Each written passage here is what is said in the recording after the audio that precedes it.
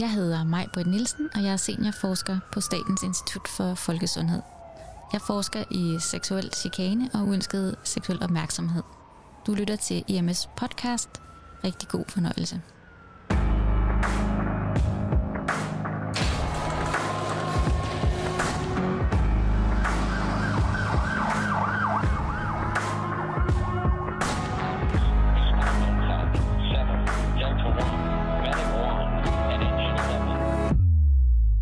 Min underviser er umotiveret, sender mig billeder af hans kønsdel og skriver meget upassende til mig, og jeg vidste ikke helt, hvordan jeg skulle håndtere det. Jeg ved ikke, om du nogensinde er blevet krænket, eller endnu værre, om du nogensinde selv har været den, der overskred andres grænser. Men jeg ved, at det foregår i ambulancetjenesten i Danmark, og at dataen på det er ret overbevisende. Vi gør det ganske enkelt mere, end jeg nogensinde havde troet, og jeg er overbevist om, at flere af os har gjort det uden at tænke over det eller tillægge det noget særligt. Men spørg dig selv, har jeg overskredet min kollegas grænse? Vi skal dengang snakke med redder Hanna Brochmann og hendes makker Daniel Lassen, som har lavet en opgave til behandleruddannelsen, der pludselig greb om sig. Over 400 kollegaer meldte tilbage, og det tegnede et ret vildt billede af vores branche. 2 forskere, der har lavet flere undersøgelser om krænkende adfærd på arbejdspladsen, deler også deres indsigt og ikke mindst deres data. Velkommen til IMS podcast.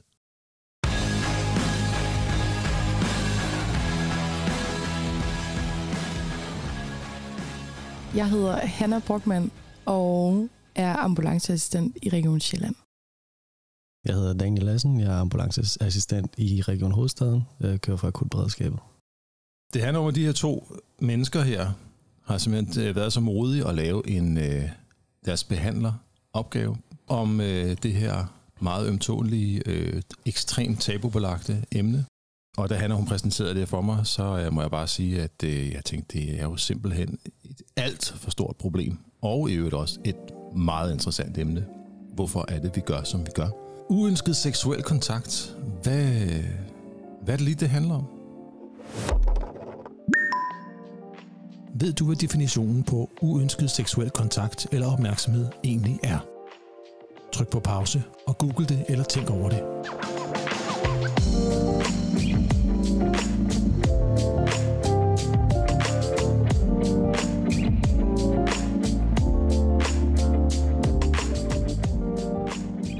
Når man kigger i hvert fald i forskningsøjemed på uønsket seksuel kontakt eller uønsket seksuel opmærksomhed og chikane, som det er defineret som, så inddeler man det ligesom i 3 kategorier. Og den første, det er sådan den kønsdiskriminerende adfærd, hvor det kan være, at man bliver talt til på en bestemt måde eller behandlet på en bestemt måde på baggrund af sit køn eller sin seksualitet. Og så er der den anden, det er uønsket seksuel opmærksomhed, og det kan være det, man på amerikansk kalder catcalling, altså hvor man får kommentarer omkring sit udseende, sit tøj, sin seksualitet, eller at man på en eller anden måde bliver verbalt seksualiseret, eller taget på, kan det også være. Det kan også være fysisk kontakt. Og så er der den tredje kategori, som hedder tvang og bestikkelse, og det er ligesom, at man bliver afkrævet seksuelle tjenester på baggrund, i hvert fald i arbejdssammenhæng. Man bliver afkrævet seksuelle tjenester til bytte for lønforhøjelse eller kurser eller en anden arbejdsmæssig fordel. Og ind under det hører så også fysisk tvang, altså hvor man bliver fastholdt eller krammet, kysset, rørt på imod sin vilje,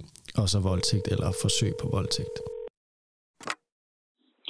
Jeg har engang oplevet på den station, hvor jeg var elev på, at blive taget på min numse under et kram. Det kunne godt give anledning til, at nogen de rørte visse steder, som ikke var passende, uden tilladelse. Det var meget ubehageligt efterfølgende at komme på min station, og det var også derfor, jeg var rigtig glad for at komme væk derfra. Jeg hedder Maj-Britt Nielsen, og jeg er seniorforsker på Statens Institut for Folkesundhed, og jeg forsker i mental sundhed, og jeg har sådan en særlig interesse for vores relationer til hinanden, og jeg har forsket i seksuel chikane i lidt over 10 år.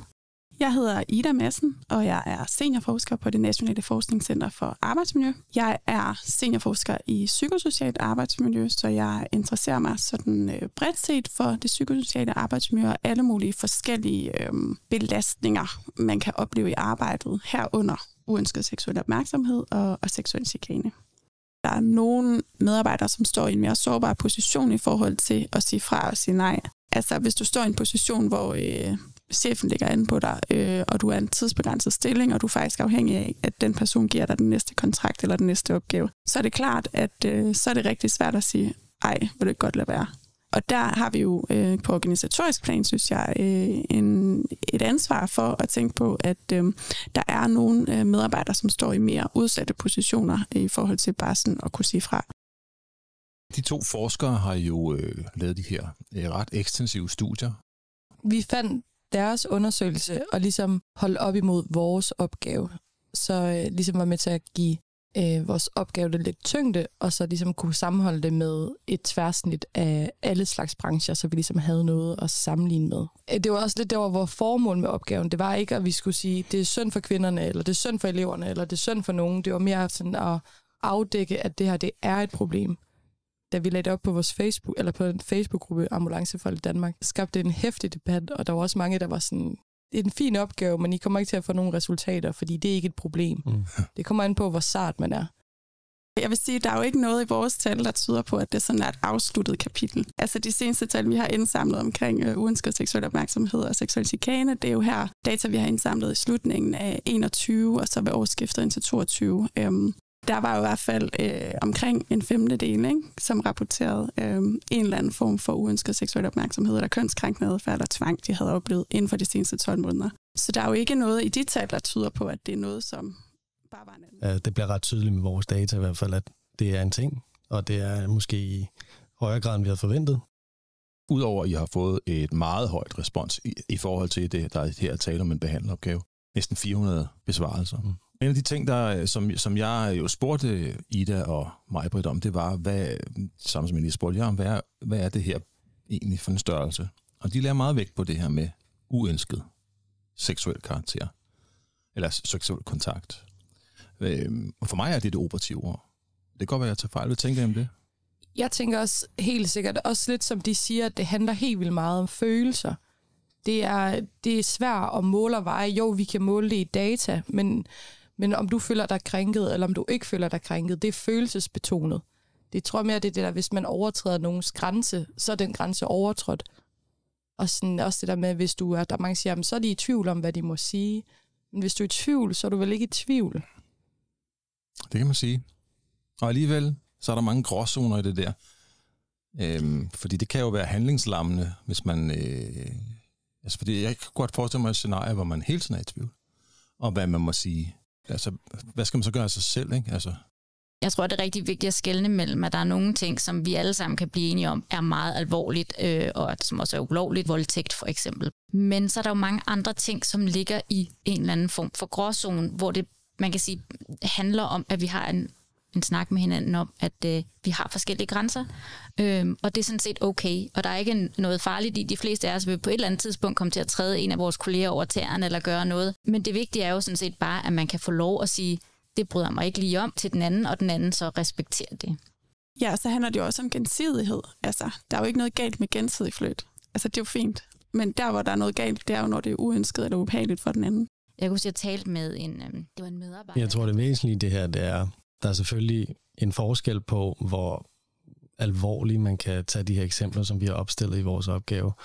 Men der, hvor folk går og er nervøs for at sige noget bestemt, eller være på en bestemt måde over for deres kollegaer, der tror jeg mere, det handler om, hvordan man takler det, når man bliver irettesat, eller bliver godt opmærksom på, at det her var faktisk ikke i orden overfor mig. Jeg tror, det er en af de væsentligste ting, som det her skal skabe debat om, at det er okay at sige fra, det er okay også at træde ved siden af, fordi nogen har forskellige tolerancer, især i vores fag.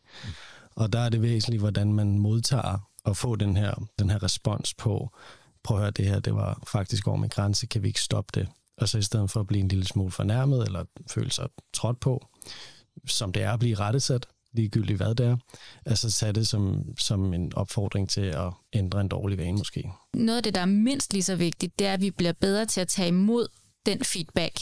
Altså, jeg tror, rigtig mange af os er rigtig dårlige til at få den kritik. Og jeg tror også noget af alt det her krænkelsesparathed, det er sådan lidt et udtryk for det der med, at det er virkelig ubehageligt, hvis nogen sagde til mig, at det bryder jeg mig egentlig ikke om. Så kan det godt blive sådan det bedste forsvar af et angreb, ikke? Så jeg vil sige, det er mindst lige så vigtigt, at vi også bliver bedre. Jeg tror også, at det er også det her med opgaven, ligesom at ændre kulturen og ture at sige fra. Fordi det er i hvert fald noget, som jeg selv tænker, at der er ændret ifølge mig selv, at da jeg startede som elev, der turde jeg ikke på samme måde at sige fra. For eksempel fik jeg at vide engang, at der var en, der afleverede deres radio og sagde, at hvis du fik en overarbejdstur, så skal du køre med Hanna med de gode bryster.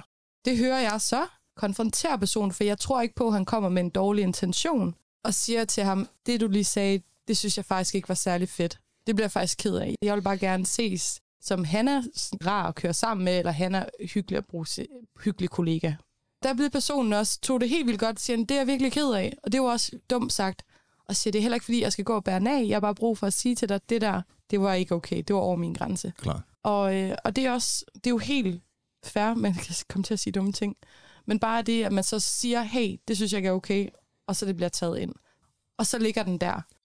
Jeg har jo lavet interviews med både mænd og kvinder, der har været udsat for seksuel chikane. Og noget af det, der er sådan ret tydeligt, det er, at de er meget i tvivl. Ofte om det, de har oplevet, det var seksuel chikane, og hvad var intentionen hos den anden? Altså, var det en seksuel intention, eller er det bare mig, der er følsom? Og hvornår ved man, at den her person gør det her af ond vilje og er ligeglad med mine grænser? Et eller andet sted, så er det jo lige meget. Hvis man føler det som uønsket og ubehageligt, så er det et problem. Ja, og jeg vil sige, noget af det, der er mindst... Vi skal snakke lidt om jeres opgave også, fordi den viser jo nogle, i min optik, ret vilde tal, og også nogle tal, der overraskede de to inde på National Forskningscenter for Arbejdsmiljø.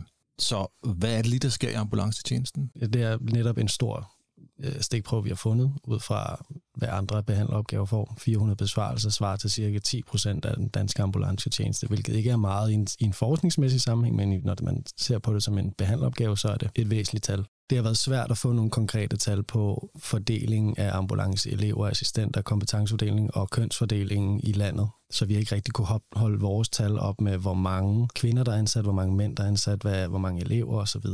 Men vi har fået en større andel af kvinder, som har besvaret vores spørgeskema i forhold til, hvor mange der er ansat. Vores ligger på omkring 30%. Jeg vil skyde på, at nationalt ligger vi på omkring 20% kvinder i faget. Og det påvirker selvfølgelig generaliserbarheden. Når det så er sagt, så er det så stor en stikprøve, at man godt kan tage de tal der og sige, at de er signifikante. Resultaterne taler så meget for sig selv. 72% af ambulancereddere af dem, der har udfyldt vores spørgeskema, har i et eller andet omfang været udsat for en episode med uønsket seksuel opmærksomhed, eller kønsdiskriminerende adfærd, eller tvang og bestikkelse. Altså nu er det jo svært at tage sådan forskerhatten på at sige, forskningsfagligt set er det vildt, men min personlige holdning er i hvert fald, at det er nogle ret chokerende tal. Det er så i løbet af deres karriere. Udover de her 72%, hvis vi så sammenligner det med mænd og kvinder, så er det 93% af alle kvinder, som har sagt, at de har haft en af de her oplevelser, som Daniel lige har beskrevet. Ja, en eller flere, ikke? Jo, en eller flere. Altså, der er ret få kvinder, som kun har haft en enkelt oplevelse. Alle kvindelige elever, som har besvaret spørgeskemaet, har haft oplevelser. For eksempel så er der 11 personer, som har sagt, at de har en enkelt gang været forsøgt voldtaget eller faktisk voldtaget. Og det synes jeg jo er helt vildt voldsomt. En sød besked på Instagram med et tillykke med, at du har bestået din traumatologiprøve fra en kollega endte med 5 timer hos en psykolog. Al kommunikation foregik på Instagram til at starte med. Jeg havde kun mødt ham 2 gange før og lige set ham, uden vi havde haft en stor korrespondance. Men samtalen med min kollega gik ret hurtigt fra at handle om en eksamen til, at vi kunne tage en vagt sammen. Og ham, min kollega her, mente, at var et godt sted, fordi der var man alene og uforstyrret. Herefter skrev jeg til min kollega, at jeg mente, at vi nok ikke helt var på samme bølgelængde. Efter det blev han defensiv og uforstående. Det er jo alligevel ikke første gang, du gør sådan noget. Falsk sladrer. Du er så nem. Jeg husker tydeligt nervøsiteten for at gå på arbejde. Angsten for at møde et menneske, jeg ikke kendte. Jeg var bange for, hvilke rygter min kollega af højere kompetence end mig kunne sprede, fordi jeg afviste at ville tilbringe en vagt alene med ham på en 2-mandsstation. Da jeg skrev chikanesagen på min kollega, blev det taget meget seriøst, og efter 2 dage var han ikke længere ansat i region. Det viste sig, at han havde 9 henvendelser på sig i forvejen af samme sag, og at min sag var med til at sørge for, at han ikke længere ville blive ansat.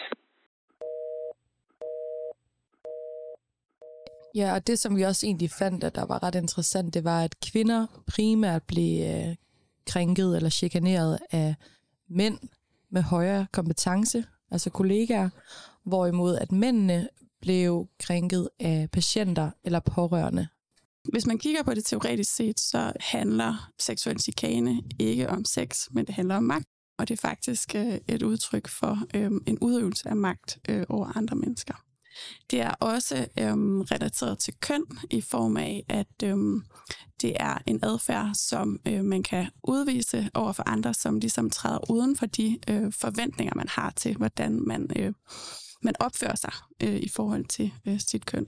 Man kan sige, det er lidt ligesom, at vi straffer hinanden, når vi ikke opfører os sådan, som vi forventer. Altså, hvis jeg ikke opfører mig sådan, som det er forventet af en kvinde, eller du ikke opfører dig, som jeg vil forvente af en mand, jamen så kan vi se det her seksuelle chikane. I og med den gruppe, der er respondenter, der svarer ja ved de fleste episoder, altså kvindelige elever, så taler det også ind i, at de har ofte flere mandlige kollegaer øver sig, eller op med højere kompetence end dem selv.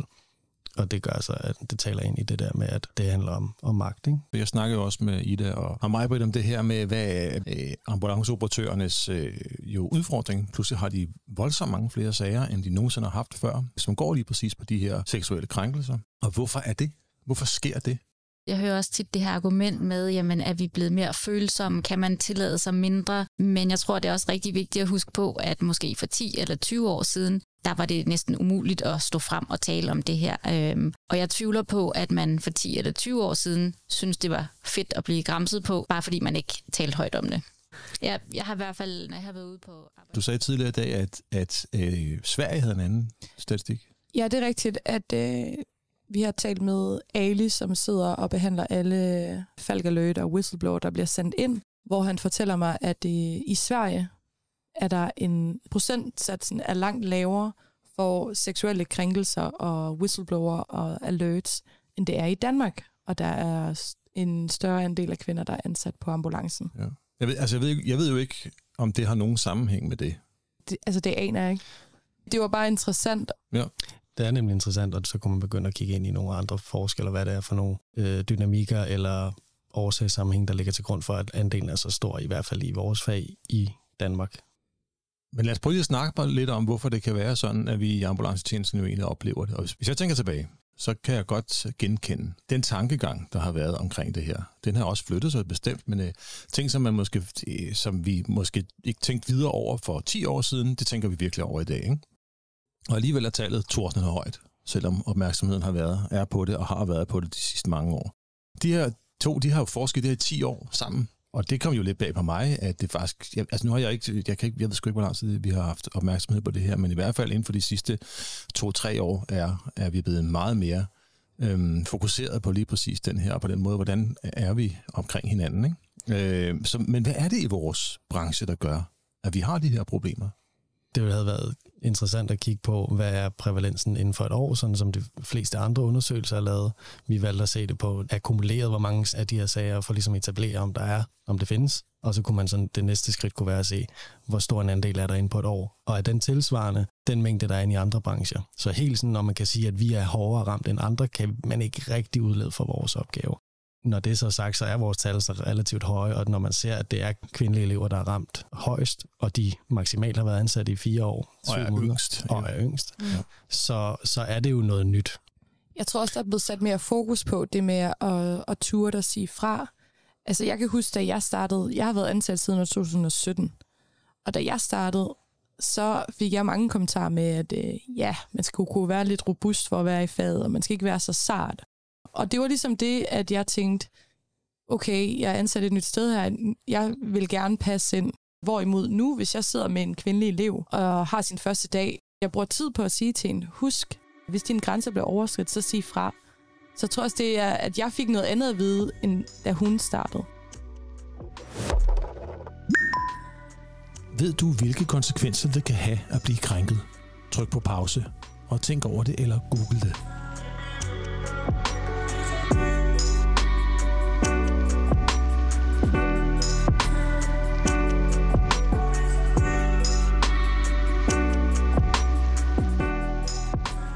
Det har nogle ret alvorlige, eller det kan have nogle ret alvorlige konsekvenser for dem, der bliver udsat for det. Jeg tror, Ida, du har været med til at skrive nogle artikler, hvor I havde kigget på sammenhæng mellem det at være udsat for seksuel chikane, og så selvmord og selvmordsforsøg. Og det viste, at der var en øget risiko for selvmord og selvmordsforsøg. Vi har også lavet analyser og undersøgelser, der viser, at der er en sammenhæng med at få en depression og angstsymptomer. Så for den enkelte, der bliver ramt af det her, har det nogle meget store konsekvenser. Så derfor er det en... Jeg kan huske, for nogle år tilbage, der gjorde vi jo det, når vi fik kvindelige elever ind. Altså, så blev snakken taget med dem, og allerede der havde jeg sådan lidt dårlig smag i munden, for hvad var det, man tog en snak om? Det var selvfølgelig seksualiserende adfærd. Men det er jo nødvendigt på et eller andet niveau at snakke med alle kollegaerne, mænd som kvinder, om det her med at sige fra. Upagtet, at det sker i højere grad for kvindelige elever, end det gør for mandlige, så er det stadigvæk en nødvendig snak at tage med alle elever, og ikke specifikt kvindelige elever. Det er lige før, det jo er diskriminerende i sig selv. Lige præcis. Og nogle gange har jeg siddet og tænkt, at det her det faktisk er nødvendigt. At sidde og sige, du må gerne sige fra. Ja. Du skal være ligeglad med folk, hvis du er sart, eller et eller andet. Sige fra. Ja. Og den vil jeg gerne ændre. I hvert fald på den front, ikke? Lige præcis. Ja. Jamen, jeg tror også, der er en sammenhæng med, hvilke ting vi kommer ud til, og hvilke episoder, hvad vores arbejde grundlæggende går ud på. Vi ser nogle ret vilde ting, som skaber en eller anden, man kan kalde det afstumpethed. Man kan i hvert fald sige, at det er en forsvarsmekanisme på at lade det ramme en sådan helt dybt ned, hvor det gør rigtig ondt. Og den tror jeg, den er meget nem at overføre til alle mulige andre sarte emner, om også som for eksempel seksuel chikane eller uønsket seksuel opmærksomhed. For mange år siden, der kørte jeg sammen med en i København, en kvindelig læge, og vi havde præcis en snak om det her. Men hvad er det egentlig lige gør, at vi ender i den her situation, at vi inden for ganske kort tid snakkede om ret nære emner, om ret private ting. Hvad er det egentlig, der gør det? Og så tror jeg, vi kommer frem til, at det er jo, fordi vi jo instinktivt ved, at hvis vi skal sidde i en ambulance sammen, så kan vi netop komme ud til hvad som helst. Og så er der nødt til at være en eller anden form for samhørighed mellem os, så vi kan arbejde bedst muligt sammen, og ikke mindst, og allervigtigst måske nok, hjælpe hinanden bagefter, hvis der er behov for det. Jeg kan vide, om det er en af grundene til, at det her det måske foregår, at der bliver nedbrudt nogle grænser mellem os meget hurtigt, fordi vi har det job, vi har, fordi vi sidder sammen 12-24 timer i en ambulance, ser alle mulige sindssyge ting, at så kan det være svært for kollegaerne måske at fornemme, hvor grænsen den går, når vi lige pludselig er gået nogle skridt videre, end man normalt vil gøre i en arbejdsrelation. Altså det er jo helt den her feminine energi, som mange kvinder kommer med, og den maskuline energi, altså de er jo modpoler, de vil jo tiltrække hinanden. Og når man så bruger 24 timer sammen, og laver aftensmad sammen, og ser film sammen, så... og siger godnat til hinanden. Og siger godnat, lige præcis. Så der er helt sikkert det er en helt særlig dynamik at være så lang tid sammen. Det tror jeg også er noget at sige, at vi ligesom har været traditionelt set et mandsdomineret fag. Jeg kan da huske, da jeg startede i tidernes morgen, eller i tidernes morgen i 2015, at komme ind på et omklædningsrum, hvor der hang, kalender med bare bryster på. Det var en stor ændring for mig sådan, i forhold til, hvad jeg er vokset op med, eller hvor jeg ellers havde bevæget mig i arbejdsmæssig sammenhæng. Hvis man har en anden opdragelse, eller en anden kommer fra noget andet, og så ind i vores fag, så kan det være overvældende for mange. Ja. Der kan være mange gode grunde til, hvorfor det er sådan her, og det vi sidder og gør nu, er vi egentlig bare filosoferer lidt over, hvorfor har vi et problem i ambulancetjenesten. For uanset hvordan vi vender og drejer det, så har vi et problem. Og det problem, det går nok aldrig væk. Det vil jo for altid være her. Men det skal vi snakke om lige om lidt, og det bliver efter, at vores sponsor lige har sagt et par rigtig opmuntrende dejlige ord til os, og et godt klap på skulderen.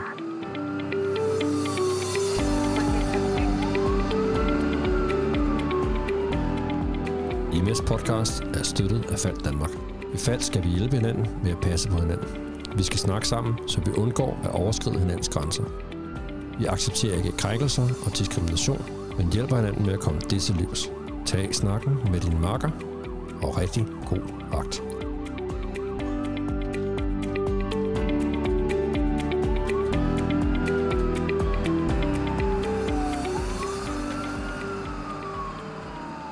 Og det er jo sådan i erkendelsen af, at det nok aldrig vil gå væk, og at vores mission med det her afsnit, og med jeres opgave formentlig også, og nu må jeg rette mig, hvis jeg tager fejl, virker til at være, at man bare gerne vil prøve at forhindre det så meget som muligt.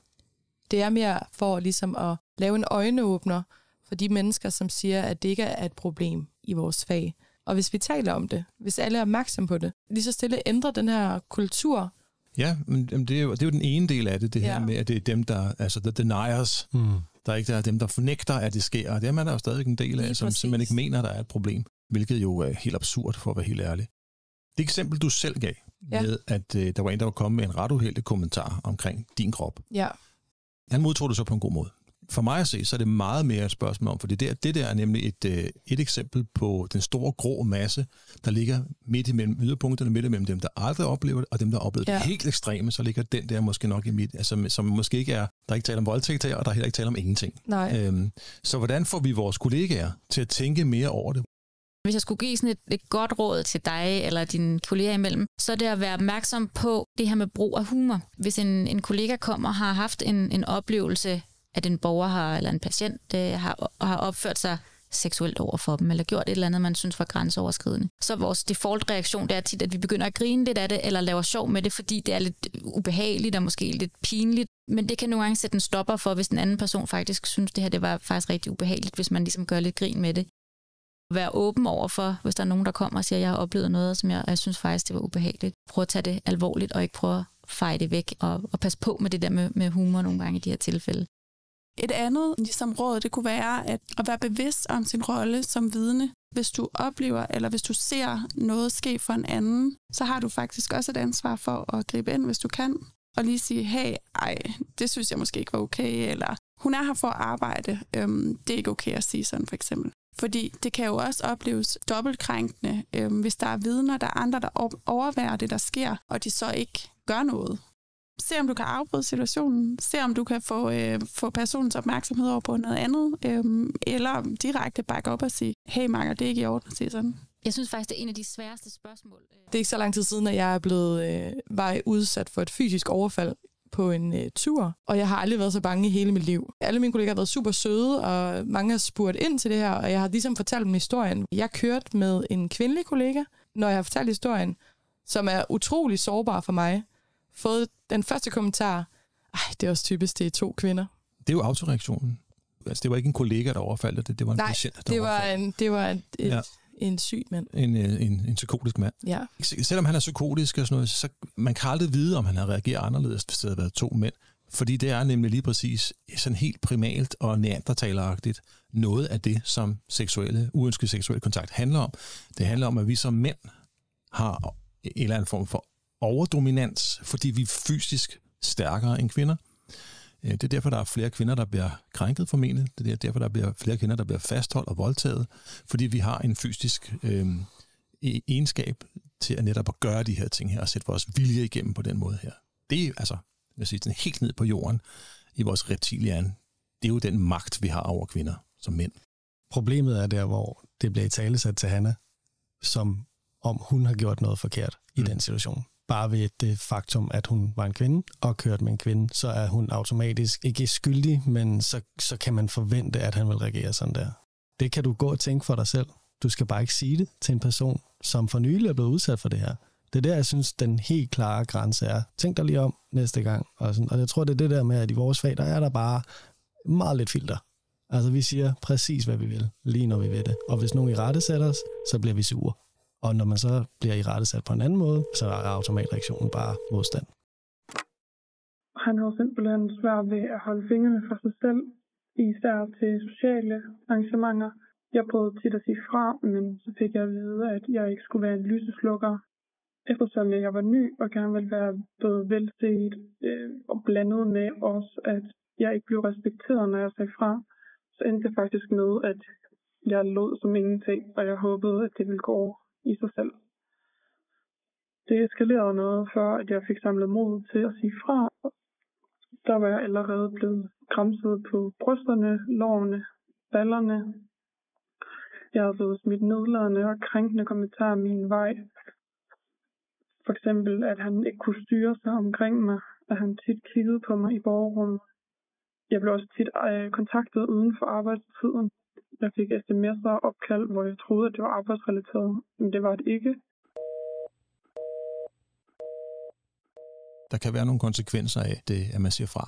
Som Ida og mig, de dygtige forskere der siger, så er det jo ofte, og det er jo lige så stort problem som selve krænkelsen, det er, at der kan være et stort offer ved at sige fra.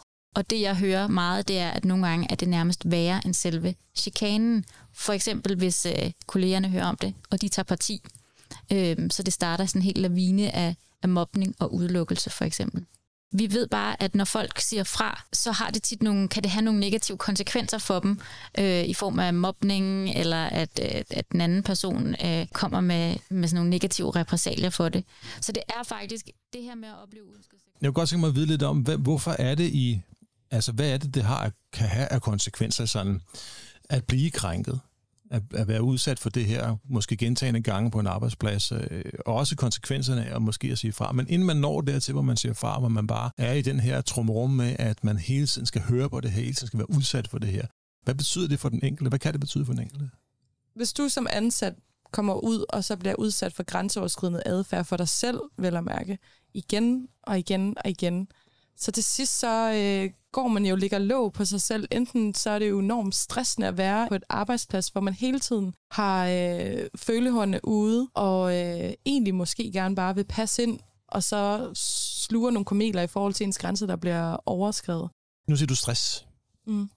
Og det er jo helt åbenlyst, at hvis man ligesom skal lægge låg på sig selv, og ligesom tror, at man skal finde sig i det her, så bliver det meget hurtigt en stressfaktor. Det videnskaben i hvert fald siger omkring de her ting, det er, at der er en sammenhæng mellem symptomer på stress, den er rigtig høj, fysisk og psykisk helbred, sygefraværet stiger, hvis du bliver udsat for de her ting, og så er det mere den alvorlige ende, så er der nogle undersøgelser, der viser en sammenhæng mellem forekomsten af selvmord og seksuel chikane på arbejdspladsen.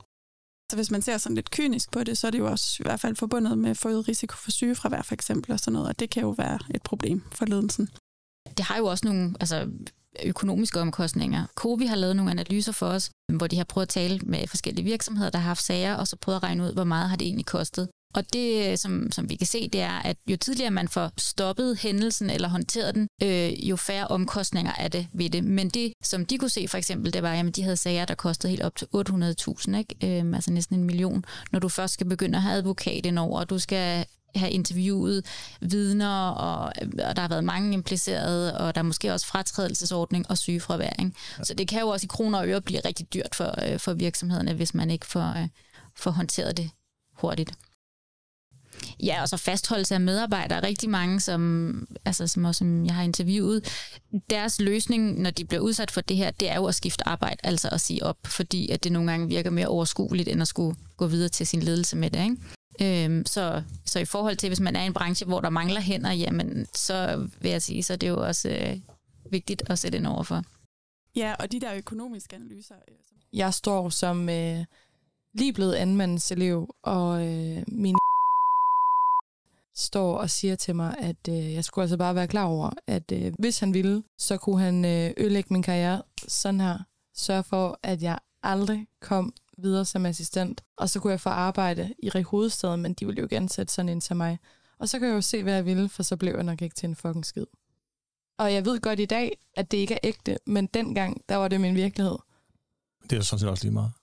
Det er fuldstændig malplaceret og uacceptabelt at sige sådan der.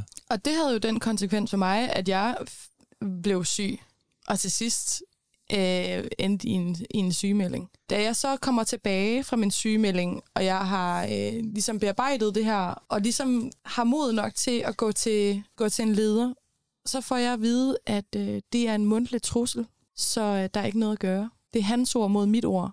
Så det menneske kan jeg stadig risikere at møde ind i. Det menneske det har ikke haft nogen konsekvenser. Der er et loophole der, i hvert fald. Der er et loophole. Det kan være enormt svært at snakke med nogen om det her, når man er ny, og man måske står over for en kollega, der har været vældigt i faget i flere årtier. Hvis jeg kunne komme på én ting, som jeg ville ønske, at der kom lidt mere fokus på, så var det, at folk lige tænker sig lidt om, før de løber med sladder. Det kan godt være retraumatiserende, at man føler, at der bliver snakket om en i krogene, og det kan også medføre, at man tvivler meget på sig selv, og man skulle have sagt fra hårdere. Skulle jeg have lavet den scene, så alle så, at det her, det var altså ikke noget, jeg var med på. Og ja, man kan godt komme til at tvivle på, om man selv har bedt om det. Det burde ikke være en udfordring, at når man er åben og sød og smilende, at det så bliver opfattet som en invitation. Og der burde også være mere fokus på, at det kan altså være enormt svært at sige fra. Det er ikke alle, der er lige gode til at sætte grænser, når det kommer til en læreplads, man har kæmpet for at få, og måske endda også offret rigtig meget for at få. Det har jo konsekvenser. Både forskningsmæssigt kan man se, at det har konsekvenser for det enkelte individ for virksomhed. Men der sidder også en her i studiet i dag og fortæller om, hvilke konsekvenser det har haft for hende. Hvis ikke det kan være et opråb til vores kollegaer, så ved jeg altså ikke, hvad der kan. Altså på nu lige. Der er nogle ægte personer bag de her sager, for hvem det har en konsekvens, enten fysisk eller psykisk helbred. Og så kan det være et opråb til de helt tunge djøffere inde hos entreprenørerne om, at det her det skaber altså noget sygefravær, det koster jer som virksomhed, og det gør det sværere at tiltrække dygtige medarbejdere. Nu lægger jeg hovedet på blokken og tager jeg begge to til indtægt for det, jeg siger nu. Jeg tror, det vigtigste for os, det er vores kollegaer. Det er, hvad det har konsekvenser for den enkelte af vores kollegaer, som bliver udsat for det her. Selvfølgelig også for den, der overskrider grænserne, for der er også en opgave og en udfordring der, men i særdeleshed for dem, der lider under det her og stadigvæk gør det i vores branche. Jeg har opfundet et lille begreb til sammenhæng, det tror jeg også, jeg sagde på interviewet. Forstå og forhindre. Forstå, hvad det er, du gør, så du kan hjælpe til med at forhindre det.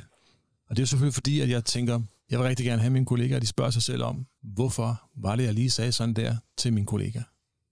Hvorfor var det, jeg gav hende et kram? For 10 år siden, der var det kun kvinderne, man gav kram. Det har ændret sig lidt, men alle kvinderne får et knus. Det er ikke alle mændene, der får det. Hvorfor er det, sådan? Hvad tænker I om det? Jeg tror mere, det er en generationsting, end det er mange andre ting. Altså, jeg kan da se fra mine forældre, at mændene krammede kvinderne og gav hånd til hinanden, medmindre det var to meget tætte venner. Så jeg tror bare, det, at der bliver en udskiftende generation i vores fag, der ændrer det der sig. Jeg krammer ikke kvindelige kollegaer, som jeg ikke kender godt. Jeg krammer mandlige kollegaer, som jeg kender godt. Alle andre får et håndtryk. Så jeg tror mere, det er en generationsting, det der. Det kan godt være. Det kan godt være. Ja, min holdning er jo, at det handler om sex. Og det er ikke nødvendigvis det eneste, det handler om. Det tror jeg, det giver mig rigtig god mening, det du siger der. Men jeg kan ikke lade mig at tænke det i hvert fald. Og det vil jeg gerne lade være med at tænke. Der er der mange kollegaer, som jeg virkelig ikke har haft behov for at kramme, hvor at jeg er endt i et kram, fordi de har kommet med åbne arme, hvor at jeg så efterfølgende har tænkt, det havde jeg virkelig ikke brug for. Nej. Og hold lidt længe, ikke? Lige en hånd i lænden, hvor jeg sådan, men altså, for filen. Det var ikke for min skyld, jeg fik det kram, det kan jeg love dig. Det første skridt, det er at erkende, at det sker. Og det burde, altså der vil stadig altid være nej-siger, der vil altid være folk, der benægter, og der vil altid være folk, der siger, at jamen, det er bare fordi folk er sarte. Men til det fortal, det måtte være, håber jeg, der burde den her opgave simpelthen understrege med al tydelighed, at det her, det sker. Og det er jo det første skridt mod at forstå og forhindre noget, det er at acceptere, at det ligesom er en ting. Jeg vil jo ønske, at vi kom derhen, hvor man kunne være sikker og tryg ved at sige, det bryder jeg mig ikke om. Vi kan være trygge ved at sige fra i situationen, og ikke være bange for, at det har nogle negative konsekvenser for en. Et andet ligesom råd. Det gad jeg virkelig godt, at vi kunne snakke om. Jeg tror heller ikke på, at folk kommer med dårlige intentioner oftest, hvis de laver grænseoverskridende adfærd for den anden person. Så hvis du siger fra til personen, hey, det synes jeg faktisk ikke var okay, at personen så tager det med i lommen og tænker, okay, det er ikke for, hun vil skælde mig ud. Næste gang skal jeg måske ikke sige det, fordi det kan virke stødende på andre, selvom at det ikke er min intention. Det kan være svært at tage hul på sådan en dialog, altså fordi det handler om, hvordan vi opfører os over for hinanden. Jeg tror, vores oplevelse var i hvert fald, at i forhold til det første forskningsprojekt, vi lavede, hvor vi havde fokus på chikane eller uønsket seksuel opmærksomhed fra borgere og patienter, der var det nemmere sådan at eksternalisere det lidt og sige, så holder vi sammen os, der arbejder her imod de andre på en eller anden måde. Ikke at det skal blive sådan noget os og dem, fordi der var stor opmærksomhed også på borgerens ligesom rolle og værdighed i det hele. Men her i det næste projekt, vi har lavet, hvor vi har fokus på chikane fra kolleger og ledere, der er det altså virkelig kildent. Altså det der med, at man skal sætte sig ned og snakke med hinanden om, hvordan er vi egentlig sammen på en god måde, hvor vi alle sammen kan være med. Ja, jeg er fuldstændig enig, fordi når vi taler borgerne, så er det jo også en professionel problemstilling, en faglig problemstilling. Hvordan håndterer vi borgernes seksualitet, hvis man arbejder på et plejehjem, eller det her med, jamen den her seksuelle adfærd kan være udtryk for, at man har demens, eller at det er en del af udadreagerende adfærd. Hvordan håndterer man det i øvrigt, ikke? Men hvor det er, når det er kolleger og ledelse, og det er også alle sammen, så er det bare lidt mere følsomt, og der er meget stærke holdninger til det også. Og vi har udviklet sådan nogle dialogredskaber. Og det er jo også vigtigt for mig at sige, der er jo niveauforskel. Det vi snakker om i den sammenhæng, det er de her, det er lige præcis det eksempel, du selv gav med, at der kommer med en upassende kommentar, for eksempel om en kvindelig kollegas krop. Ja. Så kan man godt tage den her. Der er niveauforskel. Helt sikkert. Der er der, hvor det er helt tydeligt ikke er gjort, og hvor der har været onde intentioner. Lige præcis. Det er noget helt andet. Jeg er ikke et sekund i tvivl, at med åbenhed og dialog er vejen frem. Og apropos dialog, så ved jeg, at det her Nationale Forskningscenter for Arbejdsmiljø, de har lavet dialogredskab. Vi har udviklet sådan nogle dialogredskaber, som man kan bruge til at tage hul på den der dialog, hvor der er sådan nogle cases, man kan tage udgangspunkt i for at snakke om den her problemstilling, eller de her problemstillinger. Er det noget, I har kigget på? Ja, det så jeg, at de havde, og Arbejdstilsynet har også en udmærket guide til, hvordan man kommer de her problemer til livs. Og det kan man gå ind og finde, det her dialogredskab her, hvis man har brug for en vejledning og en hjælp til at komme i gang med at sidde og snakke om det her. For det er meget konkret. Der er nogle helt konkrete eksempler på. Altså hvis der er en, der siger sådan her til dig, hvordan vil du så reagere, og hvordan skal man håndtere det? Så man sådan helt meget konkret, ord for ord, får indlært, hvordan skal vi håndtere sådan nogle situationer? Og det kan jo være i hvert fald et forslag at spille ud, at man kunne sætte sig ned i grupper med hinanden og sige, hvad er det gode svar her? Fordi hvis man ligesom har forberedt sig på forhånd, så er det også bare nemmere at finde dem frem for at man skal selv tænke sig til det, mens man står der on the spot. Et andet... ligesom... Ida og mig er inde på noget ret fint med, at noget af det, der hjælper, det er at sætte sig ned i grupper eller større forsamlinger og åbent kunne snakke om de her ting. Og der har vi jo meget convenient, de her uddannelsesdage, som regionen arrangerer, og det kunne bare være rigtig dejligt, hvis det blev brugt på netop sådan noget her. Fordi det her handler også meget om, at folk måske ikke helt ved, hvordan de skal snakke om det. Og det forstår jeg virkelig godt. Men også det er virkelig super, der er det her værktøj. Men jeg synes ikke, at det er os som ansættes opgave. Det skal være, som Daniel siger, på uddannelsesdage, eller det skal være stationslederen. Det skal være større, så man ligesom som ansatte er sådan, okay, det er det her, der er kultur, det er det her, der er vores forbillede, det er det, vi kan rette os efter. Have en dialog om, jamen, hvad er den gode omgangstone hos os? Hvordan er det, vi er over for hinanden? Hvordan vil vi gerne have det her? Hvad synes vi egentlig er okay? Og så som arbejdsplads også have en politik, hvor man tydeligt viser, jamen det er ikke noget, vi accepterer her. Det er også en af de ting, der har vist så stor betydning i forskningen. Det er det her med, tror medarbejderne på, at ledelsen tager det alvorligt. Hvis medarbejderne ikke tror, at ledelsen tager det alvorligt, så er det lettere at slippe afsted med, og så er der en højere sandsynlighed for, at det vil forekomme. Ja, og i forhold til den der dialog, så kan det jo være... Det bliver nødt til at komme højere op fra. Tusind tak, fordi I vil være med til det her, og jeg er fuldstændig blown away over den her fantastiske opgave, I har lavet. Og det kæmpe store stykke arbejde, I har gjort. Jeg har aldrig set en behandleropgave eller noget som helst andet kommet fra vores rækker, som har givet så mange dønninger i vandet. Og det er jo bare så super positivt. Næste gang skal vi snakke om etiske problemstillinger i ambulancetjenesten. Det kan for eksempel være, vi står til en genoplivning, og vi ved, at pårørende gerne vil have en genoplivning, men problemet er, hvis patienten selv har udtrykt et ønske om ikke at blive genoplivet. Eller omvendt, patienten vil gerne genoplives, men de pårørende for eksempel vil ikke have en genoplivning. Hvad gør vi så?